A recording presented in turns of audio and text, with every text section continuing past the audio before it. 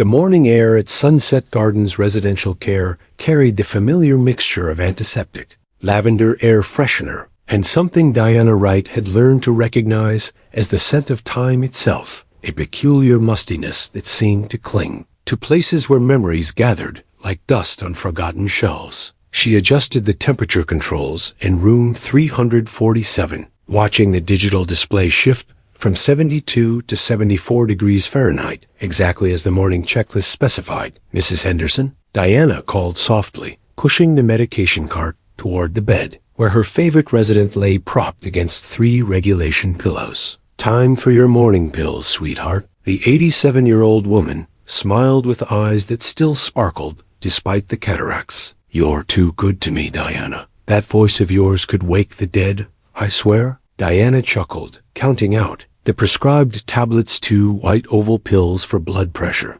1 small blue circle for heart rhythm, 3 large brown capsules for joint pain. "My grandmother used to say the same thing. Said I could sing a baby to sleep or charm a snake out of a tree." She filled the plastic cup with exactly 6 ounces of water from the bedside pitcher, watching Mrs. Henderson's arthritic fingers wrap around it with practiced determination. This was the routine Diana had perfected over 8 years at Sunset Gardens. The same routine that had earned her the Employee of the Month award 4 times running, and more importantly, had given her a sense of purpose she'd never found anywhere else. "Diana, dear?" Mrs. Henderson's voice carried a note of concern. "Have you met our new resident yet? The one in 352? Diana paused, her hand hovering over the medication clipboard. Room 352 had been empty for 2 weeks since Mr. Garcia passed peacefully in his sleep. She'd personally helped strip the bed and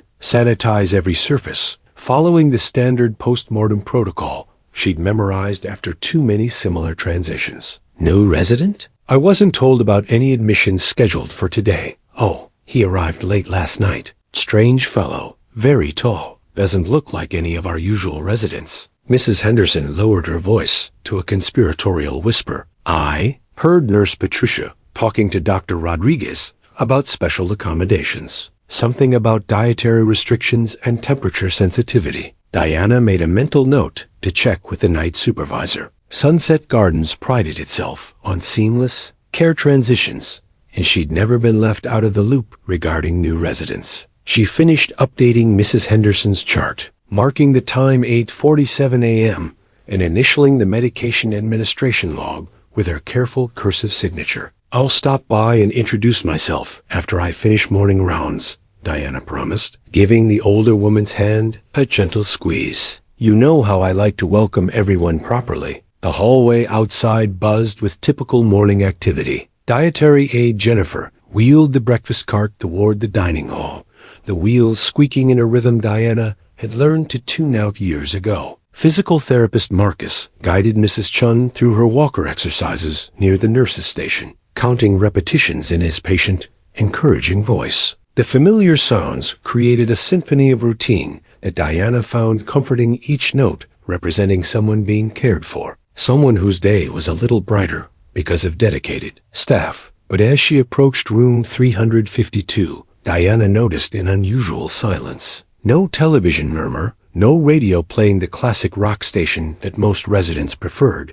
no conversation with visiting family members. She knocked 3 times on the door, the standard courtesy knock she developed to give residents time to respond. "Come in," said a voice unlike any she'd heard in 8 years of elderly care. Deep, resonant, but carrying an odd quality that seemed to vibrate in her chest rather than her ears. Diana opened the door and stopped short. The figure seated in the standard issue recliner was indeed tall, perhaps 7 feet, with pale blue skin that seemed to shimmer slightly under the fluorescent lighting. His limbs were elongated but proportional, and his face held features that were almost human, but not quite, like a photograph slightly out of focus. Most striking were his eyes, large, silver-colored, and holding an expression of profound weariness that Diana had seen countless times in human residence, but never quite like this. "I apologize for the intrusion," Diana said, recovering her professional composure. "I'm Diana Wright,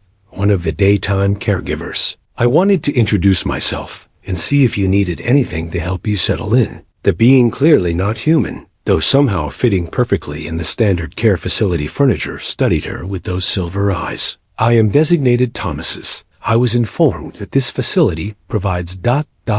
assistance for those in their final phase of existence. His words carried a precise quality, as if each syllable had been carefully selected from a vast vocabulary. Diana noticed his hands, long-fingered and elegant, gripped the armrests of the chair with a tension that she'd learned to recognize in new residents, experiencing anxiety about their changed circumstances. That's right, Mr. Thomas's.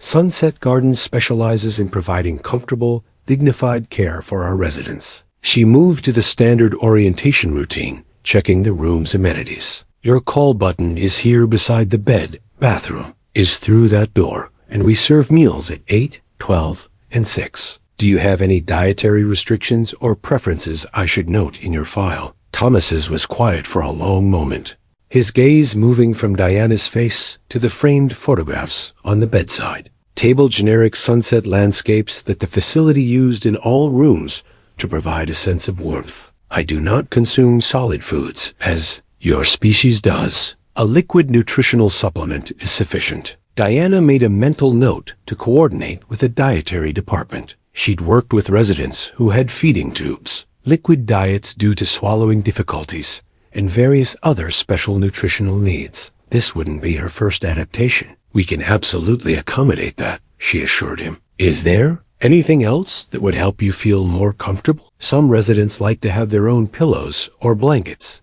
family photos, that sort of thing. Something shifted in Thos's expression, a subtle tightening around those silver eyes that Diana's trained eye recognized immediately. It was the look of someone who'd mentioned family and realized there was no family to mention. I have no personal items, he said carefully. No family to provide such comforts. Diana felt her heart do the familiar squeeze that came with meeting a new resident who was facing their final years completely alone. She'd seen it hundreds of times: elderly people whose children lived across the country, whose spouses had passed years earlier, whose friends had gradually diminished until they were left with only professional caregivers for human contact. Well, that's what we're here for, she said warmly. I've been working here for 8 years, and I can promise you that you're not alone anymore. The staff here becomes family for our residents. You'll see. Thomas's tilted his head slightly, studying her with an intensity that made Diana feel like he was analyzing every word, every facial expression, every gesture for some deeper meaning. Family, he repeated slowly, as if testing the word in a foreign language. That's right, Diana said, settling into the visitor's chair beside his recliner, the same chair where she'd held hands with dozens of residents during difficult moments, where she'd listened to countless life stories, where she'd simply sat in comfortable silence with people who needed to know someone cared. Family. Diana's introduction to Thomas's proved to be just the beginning of what would become the most challenging case of her caregiving career. Over the next 3 days, she observed behavioral patterns that didn't match anything in her extensive experience with elderly human residents. Thomas's slept exactly 4 hours each night, from 2:17 a.m. to 6:17 a.m., according to the night shift reports. He spent the remaining 20 hours sitting motionless in his recliner, staring out the window at the facility's landscaped courtyard with those unblinking silver eyes. He accepted the liquid nutritional supplements without complaint, but showed no interest in social activities, television, reading materials, or any of the standard comfort measures that helped other residents adjust to residential care. It's like he's waiting for something, Diana confided to her supervisor, Nurse Patricia Montenegro, during their Thursday morning briefing. But I can't figure out what. Patricia flipped through Thos's admissions paperwork, a surprisingly thin file for such an unusual resident. His documentation came from some kind of interspecies social services department I've never heard of. Everything seems legitimate, but she lowered her voice. The payment arrangements are handled through a government account I can't access. Above my clearance level, apparently. Diana wasn't particularly concerned with bureaucratic details. Her focus remained on the fact that Thomas's exhibited signs of severe depression that went beyond normal adjustment difficulties. In 8 years of caregiving, she developed an intuitive sense for residents who were struggling emotionally, and every instinct told her that Thomas's was carrying some kind of profound grief that made his physical ailments seem minor by comparison. Has he spoken to you about his background? Patricia asked. Family history, previous living situation, anything that might explain his condition? That's the thing, Diana said, reviewing her notes from their brief interactions. He answers direct questions, but volunteers nothing personal. When I ask about his life before coming here, he just says his operational period has concluded, like he's talking about machinery instead of a lifetime of experiences. The breakthrough came on Friday morning when Diana found Thomas's standing in the hallway outside room 348, where Mr. Kowalski was recovering from a minor fall. Through the open doorway, she could hear Mr. Kowalski's grandson playing guitar, simple melody that the old man hummed along to despite his limited English vocabulary. Thomas's stood perfectly still, his elongated frame casting an unusual shadow on the linoleum floor. Diana noticed his hands, trembling slightly, the first display of physical emotion she'd witnessed from him. Beautiful song, she said softly, moving to stand beside him. Mr. Kowalski's grandson visits every Friday. He plays the old Polish folk songs that his grandfather taught him. The acoustic patterns. Thomas's spoke without looking at her, his voice carrying a quality she hadn't heard before, something almost vulnerable. They create resonance frequencies that affect neural pathways associated with memory retention and emotional processing. Diana blinked, trying to parse his technical language. You mean the music brings back memories? I had not experienced such resonance for approximately 437 of your years. The casual mention of centuries stopped Diana cold. She'd assumed Thomas's was elderly by his species standards, but the implications of his statement suggested a lifespan that challenged her understanding of mortality itself. More importantly, his phrasing suggested he'd once had meaningful memories that music could trigger. 400 years is a long time to go without music, she said carefully, watching his reaction. Thomas's finally turned those silver eyes toward her, and Diana saw something in them that made her breath catch. Pain, raw, unprocessed grief that went so deep it seemed to have become part of his fundamental structure. Music was discontinued when the others went silent. The others? For a moment, Diana thought he wouldn't answer. Then, in a voice barely above a whisper, my offspring, my mate, my entire generational cluster. They achieved what you would call natural death. During the Third Convergence War, I was elsewhere, fulfilling operational duties when their life cycles concluded. The clinical language couldn't disguise what Diana recognized immediately: survivor's guilt, compounded by centuries of isolation. She'd seen it in human veterans who'd outlived their units, in elderly spouses who'd buried their entire social networks, in parents who'd lost children, but never on this scale, never stretched across centuries of solitary existence. Oh, Thomas's, she said softly, you've been alone all this time? Solitude was operationally necessary, he replied, but his voice lacked conviction. My species values logical efficiency above emotional processing. Grief was classified as counterproductive to continued functionality. Diana felt her professional training kick in the same instincts that had guided her through countless difficult conversations with grieving residents and their families. But you're not functioning, are you? Not really. Thomas's was quiet for a long moment. In the distance, the guitar music continued. Mr. Kowalski's voice, joining in with words in a language Diana didn't understand, but whose emotional content was unmistakable love, loss, memory, hope. I came to this facility because my operational period has concluded, Thomas's said finally. My species typically transitions to dormancy when continued existence becomes inefficient. This seemed preferable to standard termination protocols. Diana's heart clenched as she understood. Thomas's hadn't come to Sunset Gardens for care. In his old age, he'd come to die. Not from physical illness, but from a grief so profound that he'd decided existence itself was no longer worthwhile. And he'd chosen to end his life among strangers because he had no family, no friends, no connections left in a universe that had continued spinning for 4 centuries after everyone he loved had died. How long, she asked gently, since you've told anyone about them? Your family? I have not spoken of them since the memorial protocols were completed. 437 years, 2 months, 16 days. Diana closed her eyes briefly, trying to comprehend the weight of that silence. Then she made a decision that would change everything for both of them. Would you like to tell me about them now? The question hung in the air between them for nearly a full minute. Diana had learned, through years of working with grieving residents, that timing was everything when it came to processing loss. Push too hard, and people retreated into protective silence. Don't push enough, and they remained trapped in isolation. With Thomas's, she sensed she was walking an emotional tightrope stretched across centuries of accumulated pain.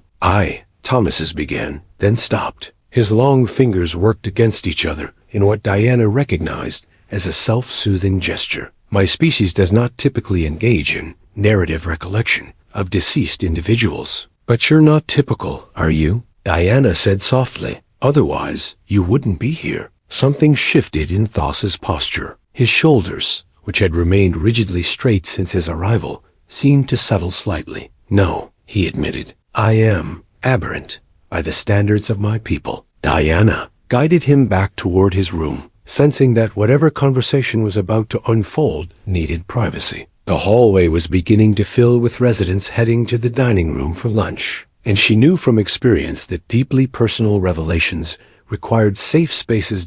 Once settled in his room, Thomas is in his recliner, Diana in the visitor's chair she'd claimed as her unofficial counseling station. She waited. The silence stretched comfortably between them, filled only with the distant sounds of facility life, medications being distributed, wheelchairs navigating corridors, the soft murmur of conversations in languages spanning multiple worlds. Her designation was Velthis, Thomas finally said, his voice taking on a different quality, softer, more musical than his usual precise monotone. She was my mate bond for 214 years. Our offspring were Kixthos firstborn, inheriting my analytical matrices and Nithfel, who carried her parents' intuitive processing capabilities. Diana felt a familiar warmth in her chest, the same feeling she got when long silent residents finally began sharing their life stories. Tell me about them. What were they like? Thomas's was quiet for a moment, his silver eyes focused on something far beyond the hospital standard room. Velthis had a peculiar habit of creating acoustic patterns,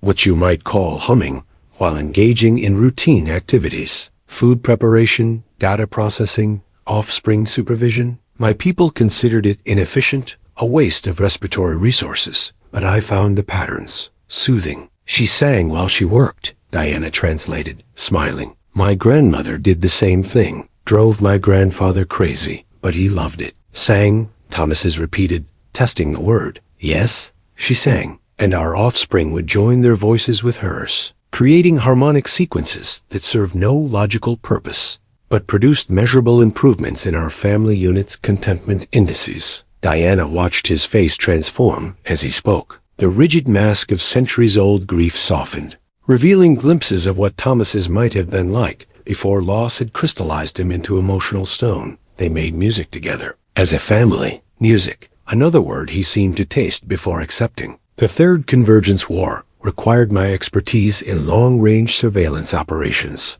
I was stationed at a monitoring facility approximately 4,000 light-years from our home world. The distance made real-time communication impossible, but I knew they were safe in the protected zones. His voice began to fracture, the careful precision giving way to something rawer. The enemy employed a weapon that targeted populated areas specifically, not military installations, not strategic resources. They attacked places where families gathered, where offspring learned, where music was created. Diana felt her throat tighten. She'd heard countless stories of loss from her residents' sudden accidents, slow progressing illnesses, the gradual theft of old age, but there was something particularly devastating about Thas's clinical description of deliberate genocide. By the time I received notification and returned home, the memorial protocols were already underway. My people are efficient in processing casualties. Bodies were recycled for biological components. Personal effects were redistributed to surviving relatives. Habitation units were sterilized and reassigned.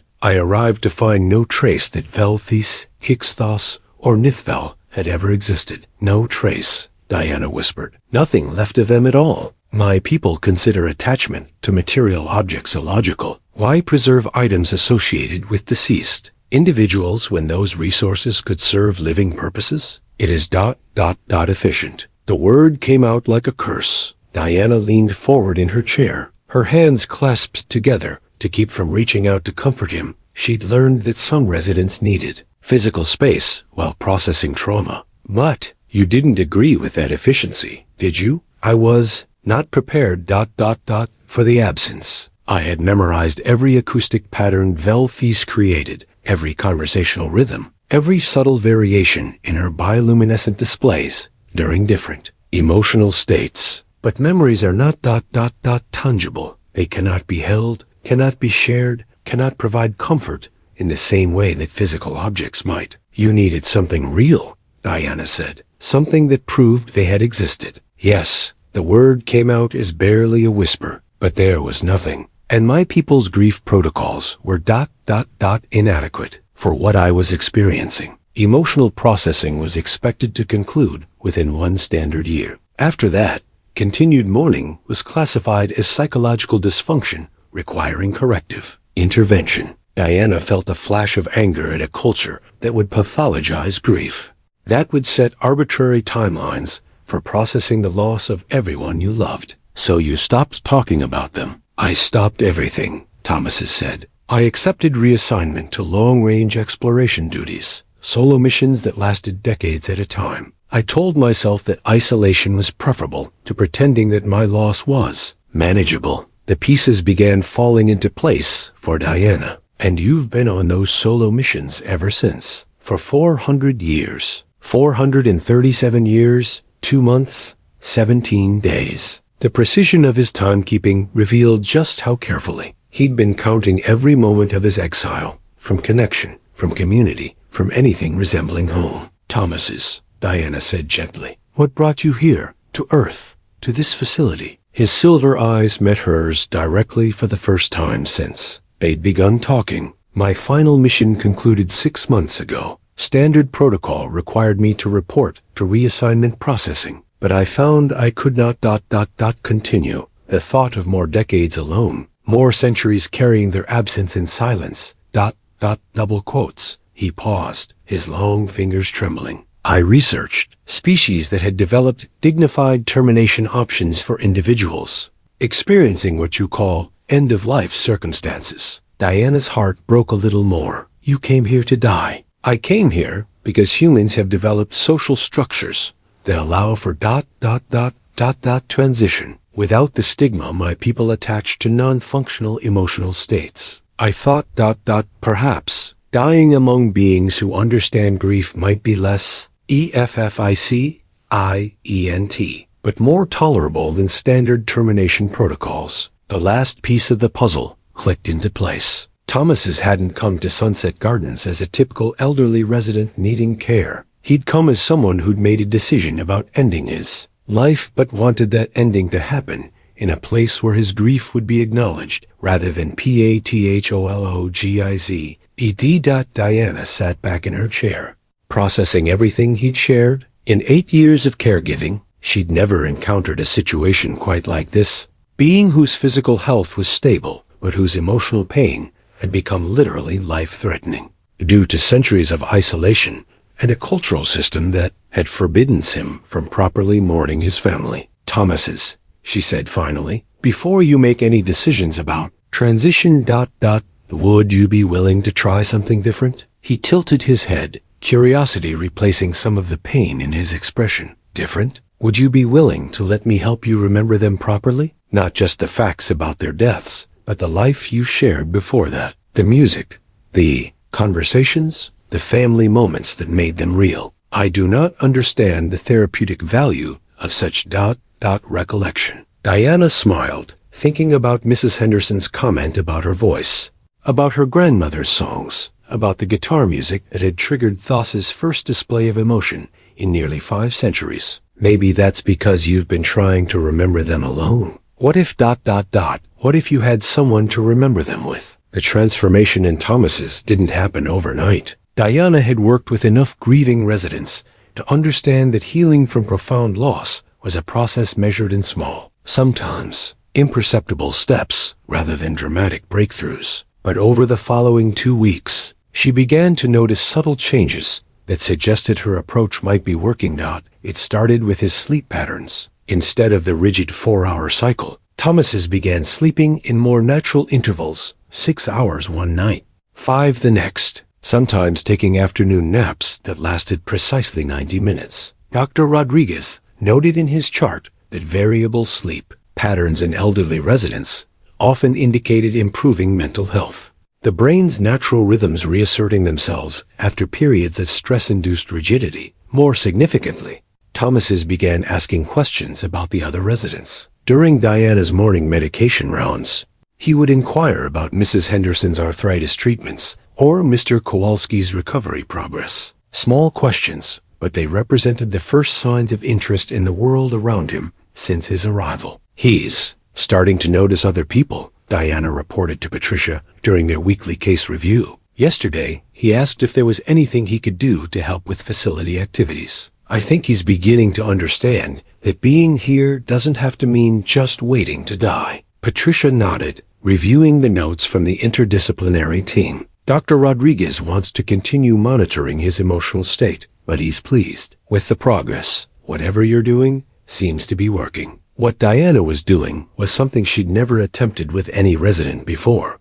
She was helping Thomas's actively reconstruct his memories of family life, treating his grief like a wound that had never been properly cleaned and bandaged. Every day during her lunch break, she would sit in his room and ask him to tell her one specific detail about Velthis, Kixthos, or Nithvo. Tell me about a typical morning in your household. She'd said the previous Thursday. Thomas's had thought for a long moment before responding. Velthis would begin generating acoustic patterns before the rest of us achieved consciousness. Soft harmonics that gradually increased in complexity as she prepared the morning meal. Kixthos would emerge from his rest cycle first, drawn by the familiar sounds. He would add his voice to hers, creating complementary frequencies that enhanced the overall composition. And Nithval, she was younger and required more gradual transition from sleep to wakefulness. But she would eventually join the morning music.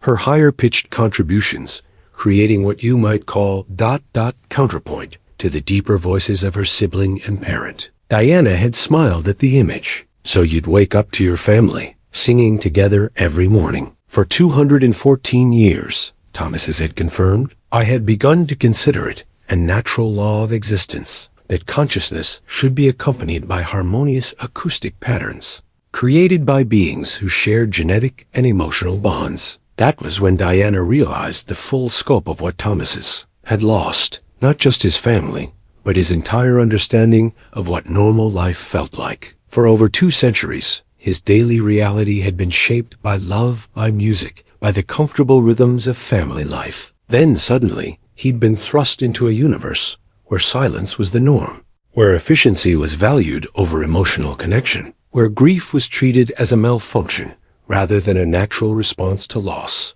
The breakthrough came on a Tuesday morning when Diana found Thomas's sitting in the facility's recreation room, listening to a group of residents playing cards while a local volunteer played piano in the corner. Mrs. Chun was humming along to a Chinese folk song, her voice trembling but determined despite her advanced Parkinson's disease. The pattern variations are fascinating, Thomas's said, as Diana approached his table. Each individual contributes unique acoustic elements, but the combined effect creates emotional resonance that appears to benefit all participants. Diana sat beside him, watching the scene with fresh eyes. You mean they're making music together, even though they don't realize it? The piano provides harmonic structure. The card players generate rhythmic percussion through their game pieces, and the vocalization adds melodic complexity. It is not dissimilar to, he paused, his voice catching slightly, not dissimilar to the morning acoustics of my family unit. That was the moment Diana understood what Thomas's truly needed, not just to remember his family, but to experience again what they had given him,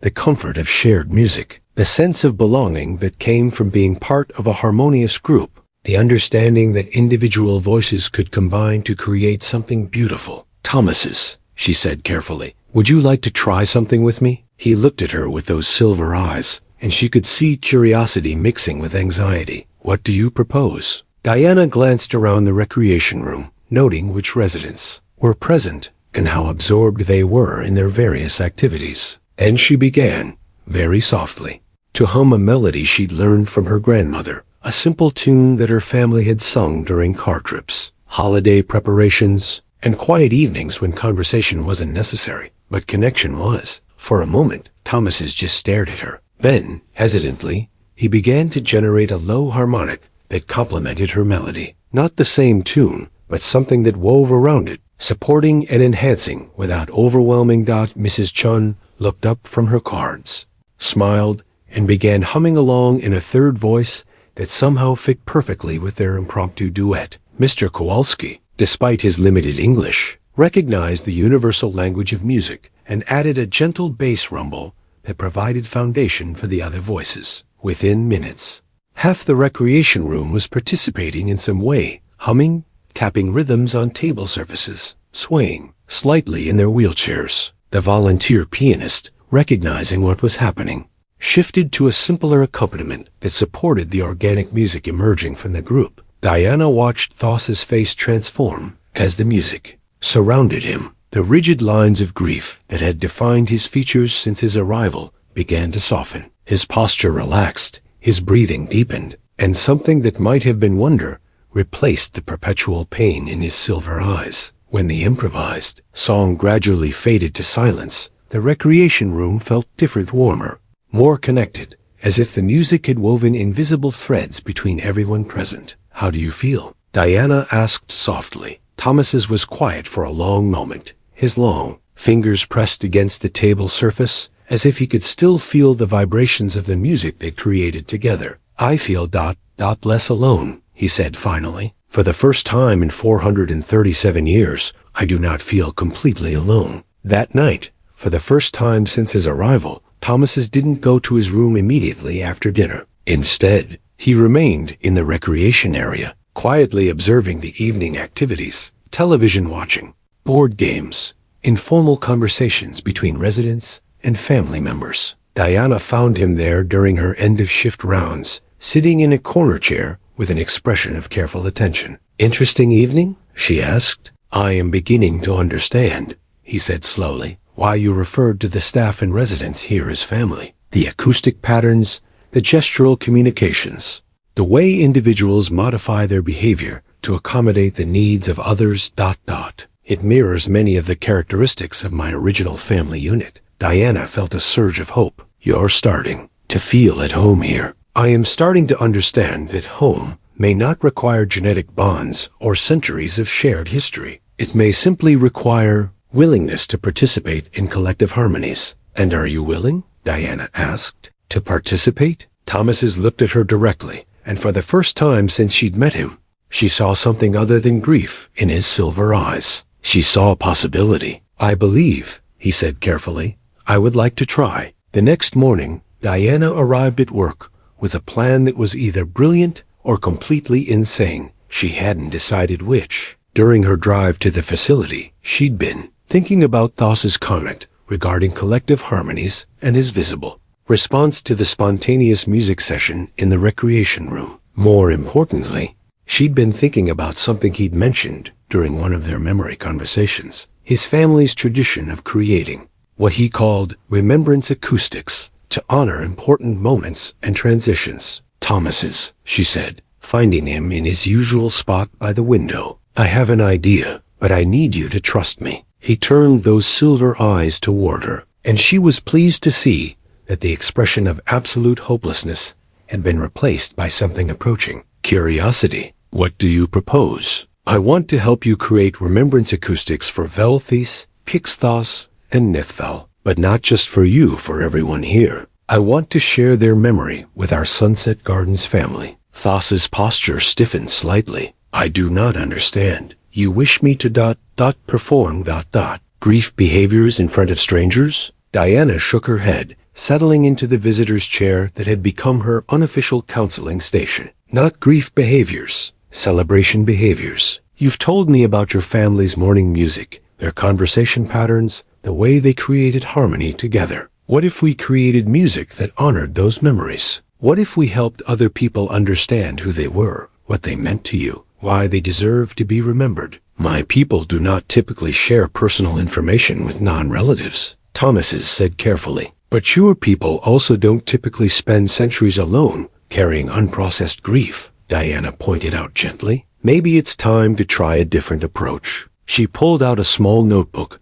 where she'd been jotting down details from their conversations over the past weeks. You said Velthis had a particular pattern she'd hum while preparing meals. You mentioned that Kixthos liked to create percussion rhythms by tapping on surfaces, and Nithful had a high, clear voice that added counterpoint to family songs. Thomases nodded slowly. Those details are accurate. What if we recreated those patterns? Not exactly, but inspired by them. What if we made music that captured something of who they were and shared it with people who care about you? I do not possess the technical skills to translate their acoustic patterns into forms that humans could replicate. Diana smiled. But I do. I've been singing all my life, and I've worked with music therapy programs in care facilities. I know how to help people create music together, even if they don't think they're musical. Over the next hour, Diana worked with Thomases to translate his memories into musical elements that could be shared with others. Velthis' meal preparation humming became a gentle, repetitive melody that Diana could teach to other residents. Kixthos percussion patterns translated into simple rhythms that could be tapped on tables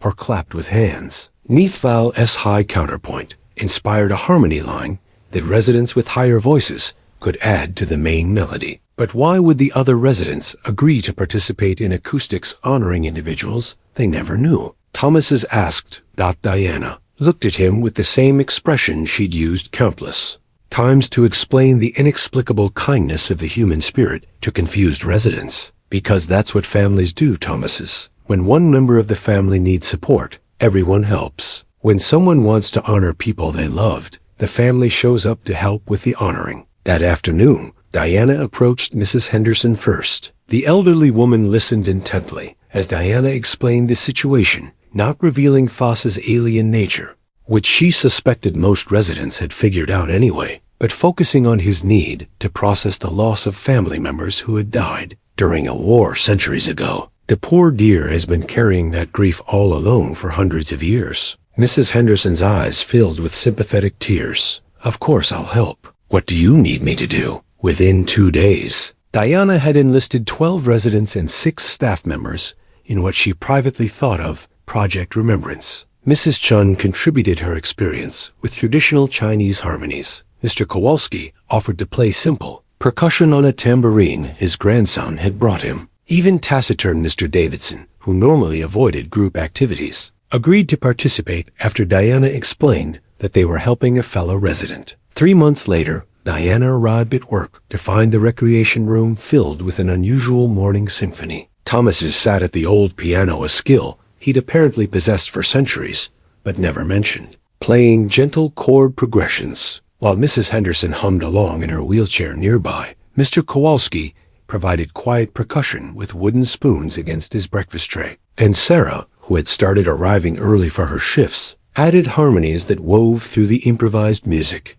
Like sunlight through leaves, other residents drifted toward the sound throughout their morning routines, some joining the music, others simply sitting nearby to listen, all of them participating in what had become Sunset Garden's new tradition of communal morning songs. The acoustic patterns that Thomases had once shared only with his long-dead family now belonged to an extended family of humans who had never met Velthis, Kixthos, or Nithful, but honored their memory daily through music. "Good morning, family," Diana said, using the greeting that had become standard since Thos's breakthrough evening. She no longer thought of the residents as clients or patients. They had become, through music and shared care, something much more meaningful. "Diana," Mrs. Henderson called out, her voice stronger than it had been in months. "Thomases was just teaching us a new harmony pattern, something his daughter used to add to holiday songs." Diana felt the familiar warmth in her chest that came from watching healing happen in real time. Thomases spoke freely about his family now, sharing memories without the clinical detachment that had once masked his pain. More importantly, he spoke about them in present tense, not as ghosts haunting his past, but as continuing influences on his current life. The winter celebration acoustics were particularly complex, Thomas explained, his long fingers moving across the piano keys with fluid grace. Nithvel developed variations that required precise timing and breath control. I believe Sarah has the vocal range to attempt the traditional patterns, if she's willing to learn. Sarah beamed with pride at being trusted with such personal musical heritage. I'd love to try, Mr. Thomas's. Could you write it down for me? Diana watched this exchange with professional satisfaction and personal joy. In her 8 years at Sunset Gardens, she'd helped countless residents adjust to their new living circumstances. But she'd never witnessed a transformation as complete as Thas's evolution from isolated, grief-stricken individual to central figure in their facility's social fabric. The change had affected everyone. Residents who had previously struggled with depression found purpose in learning new musical patterns. Staff members looked forward to their shifts, knowing they'd be greeted by spontaneous concerts and collaborative creativity. Family members visiting their loved ones often extended their stays to participate in the music-making sessions that had become Sunset Gardens' signature activity. Dr. Rodriguez had documented the measurable improvements in resident health since the introduction of regular music therapy, better sleep patterns, improved social engagement, reduced requests for anxiety medications, and what he called significantly enhanced quality of life indicators across all demographic categories. But Diana knew the real measure of success wasn't in medical charts or administrative reports. It was in the morning music sessions, in the evening storytelling circles, where Thomas's shared memories of his family alongside residents sharing memories of their own loved ones, in the way grief had been transformed from isolating burden into connecting bridge between different species, different cultures, different ways of processing loss and celebrating life. Diana, Thomas said, interrupting her observation of the morning musical activities, could we speak privately for a moment? There is something I wish to discuss with you. They walked to his room, still his official residence, though he spent most of his time now in the common areas where music and conversation happened naturally. Diana noticed he'd added personal touches over the past months. Photographs of residents and staff during various musical performances, handwritten sheet music for songs they'd created together, and a small recording device where he preserved audio samples of their daily musical sessions. I have received communication from my species social services coordination department, Thomas said, settling into his recliner while Diana took her customary chair. They wish to conduct a status evaluation regarding my termination postponement. Diana felt a flutter of anxiety. What does that mean, exactly? It means they want to determine whether my continued existence serves any logical purpose, or whether I should proceed with originally planned termination protocols. Thas's voice carried no trace of the despair that had once made death seem preferable to continued living. They consider my extended residence at this facility to be anomalous, and wish to investigate. And what will you tell them? Thomas's smiled an expression Diana had never seen from him during his first weeks at the facility, but which had become increasingly common as he'd learned to find joy in daily life again. I will tell them that I have discovered a form of existence that provides meaning beyond individual survival. I will explain that my acoustic heritage is being preserved and evolved through collaborative engagement with beings who value emotional connection over operational efficiency. He paused, looking toward the window where they could see other residents gathered in the courtyard, some playing simple instruments, others listening, all of them participating in the extended family that had grown around shared music and mutual care. But most importantly, Thomas continued, I will tell them that I have learned something my species has forgotten, that grief shared becomes manageable, that memory honored becomes celebration, and that families are created through choice and care rather than genetic compatibility alone. Diana felt tears gathering in her eyes. You're going to stay. I am going to stay, Thomas confirmed. This is my home. You are my family, and there are still many more acoustic patterns to explore, many more memories to honor, many more opportunities to demonstrate that logic alone is insufficient for creating meaningful existence. From the recreation room, They could hear the morning music session, continuing voices blending across species and generations, creating new harmonies while honoring old ones, proving every day that love transcends the boundaries that separate us, and that healing happens best in community with others who understand the importance of singing together. Diana reached over and squeezed Thassa's long-fingered hand, feeling the warmth of connection that had replaced the cold grip of isolation. "Welcome home," she said. "Welcome home," he agreed, and began humming a new melody, something that sounded like a perfect fusion of ancient alien musical traditions and the simple human songs that had taught him how to transform grief into gratitude, memory into music, and strangers into the most important family he'd ever known.